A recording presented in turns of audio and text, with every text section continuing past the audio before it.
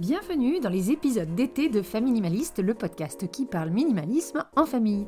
Je compte bien profiter de mes vacances en famille, mais c'est sans vous oublier mes fidèles auditeurs.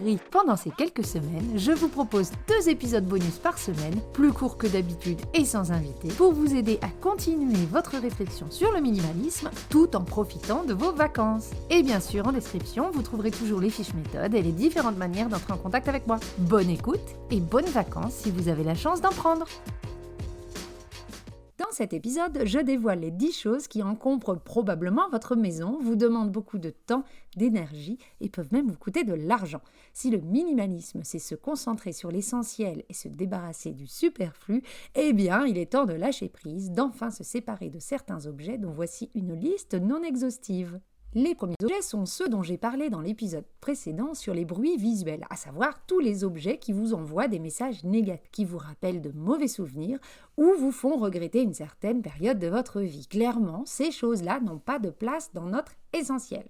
En numéro 2, ce sont les cadeaux qui ne vous plaisent pas. Mais si la déco offerte par des amis mais qui va avec rien, le pull reçu à votre anniversaire mais qui est une tannée à entretenir, les cadeaux que les enfants ont ouverts à leur anniversaire mais n'ont même pas sorti de l'emballage ou bien ne jouent jamais avec, la cocotte minute en trop qu'on vous a donnée et que vous n'avez pas su refuser de peur de froisser la personne. Quand quelqu'un vous donne quelque chose, c'est à vous. Donc à vous de décider si vous le gardez ou non. Point barre. Donc les cadeaux qui ne plaisent pas, on les sort.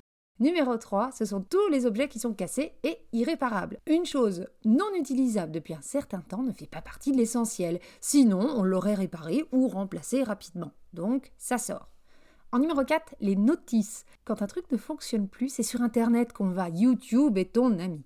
Et on peut trouver les notices de tous les appareils électriques, électroniques ou électroménagers sur les sites des marques. À la benne. Numéro 5, les livres de recettes en trop. Ça prend de la place, la poussière. Et là encore, quand on veut une nouvelle recette, on va sur Internet. Au pire, on peut imprimer ou photocopier les 2 recettes du livre qu'on aime. Clairement, dans un livre de 50 recettes, on fait toujours les 2 mêmes. Et on ne garde que ça dans une pochette.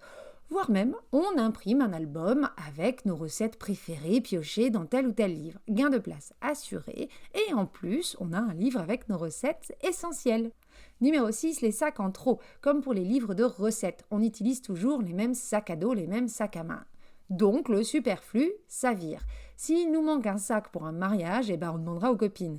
Les sacs prennent une place folle, je le vois bien chez mes clients. Ils s'abîment vite quand ils sont stockés. Bref, si on ne les utilise pas régulièrement, ils s'abîment. Donc, ça vire, c'est un réel gain de place. En numéro 7, les jeux de société en trop. Avec le temps qui passe, les enfants qui grandissent et l'arrivée de nouveaux jeux, les jeux auxquels on jouait sont beaucoup moins utilisés. Notre essentiel a évolué, on peut faire sortir ces choses-là.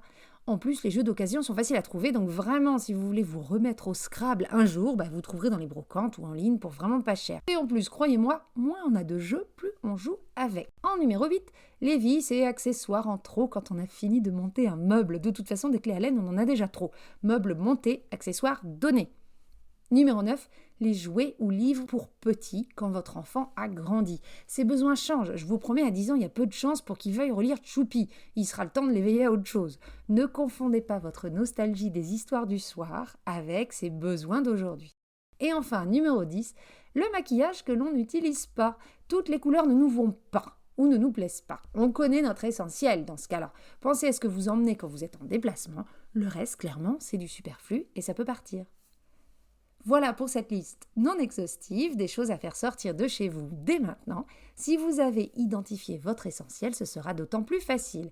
Et si vous voulez en savoir plus sur la manière dont on peut définir notre essentiel, je vous recommande l'épisode sur le sujet, le numéro 29. Je vous mets le lien en bio.